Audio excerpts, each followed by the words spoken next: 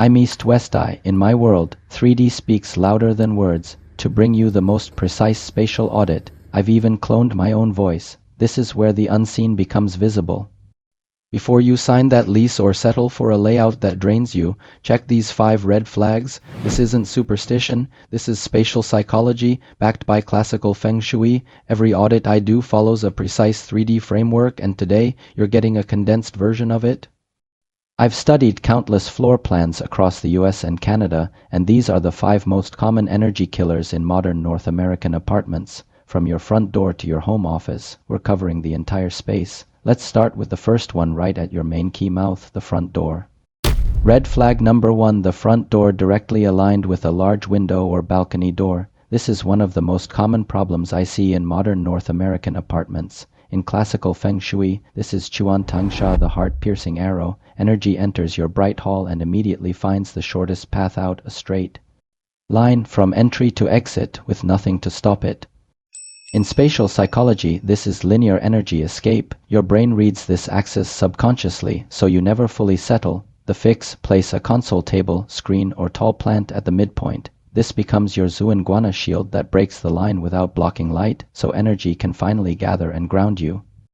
Red flag number 2, a cramped, dark entrance. This one breaks my heart because it's so common in city apartments across the US and Canada, and so easy to miss in Feng Shui. The entrance is the mouth of key. It's where everything enters your life: opportunity, relationships, wealth, energy. And when that mouth is squeezed into a dark, narrow corridor, you're essentially asking all of that to squeeze through a bottleneck before it can reach you.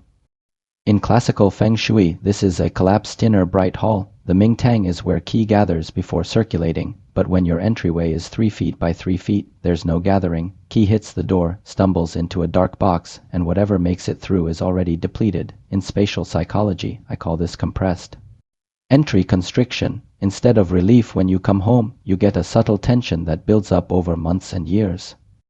The fix doesn't require knocking down walls. Use a round mirror to expand the space and bounce whatever light you have. Clear every item that doesn't need to be there. Add a slim console table with a small lamp if depth allows. The goal: when you open that door, your first sensation should be a breath in, not a squeeze through. Arrive home, don't just escape into it. So how many of these first 2 does your apartment already have? Drop a number in the comments: 1, 2, or 0 if you're lucky. Now, the next 3 red flags are the ones most people never notice until I point them out. And the last one, the dark home office, is the one I see sabotaging careers without anyone realizing it. But before we get there, I need to tell you something. I only take a few custom audits each month. A wrong sofa blocks the flow. A misplaced mirror drains you. A desk facing the wrong wall kills focus. These mistakes cost way more than an audit. A bad sofa alone is $1,000. My job is to make sure every dollar you spend is spent right. I get it. Sending photos to a stranger feels weird, but I reply personally. No templates, just me, my emails on the screen. Now let's talk about what's silently keeping you awake. Red flag number 3, the mirror facing your bed. This one divides people. Some hear it and think superstition. Others hear it and immediately turn their mirror around because they felt it, they just didn't have the words. In classical Feng Shui, this is called Jing Guang, the mirror light sha. It belongs to a category called Guang or light poison. And here's where spatial psychology makes it undeniable.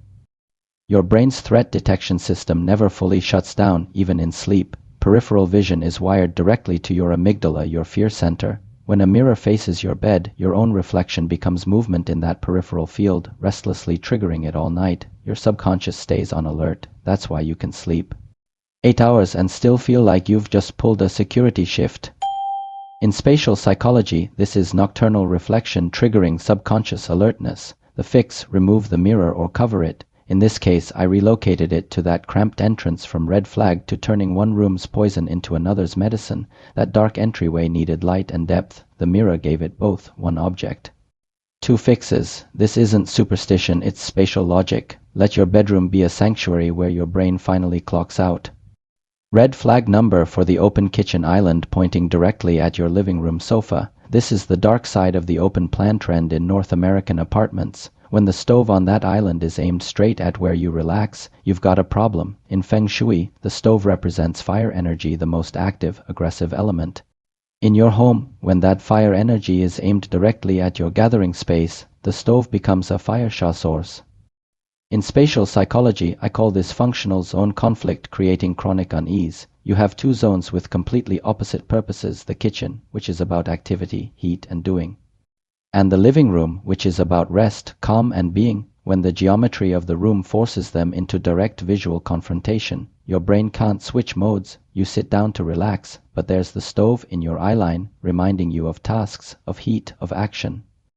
The fix doesn't always need a physical screen, a low partition, or tall plant works beautifully. Often just repositioning the sofa is enough. Move it to a quieter corner with a solid wall behind it, the command position in Feng Shui, or what spatial psychology calls a security anchor. When your back is protected and the stove leaves your sightline, your brain finally gets the signal: off duty, protected, not targeted.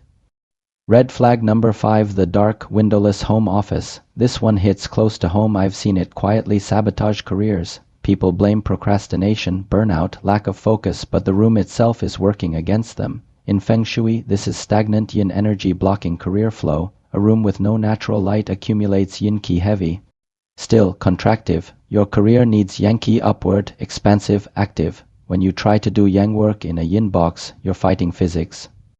In spatial psychology, I call this sensory deprivation, causing cognitive fatigue. Your brain relies on environmental cues to focus. Natural light wakes your circadian rhythm. A view lets your eyes shift focus. A wall an inch away does the opposite, narrowing your attention until your brain feels trapped. Face the wall, back to the door. Worst setup, your brain scans behind you, never settling. This is the opposite of the command position.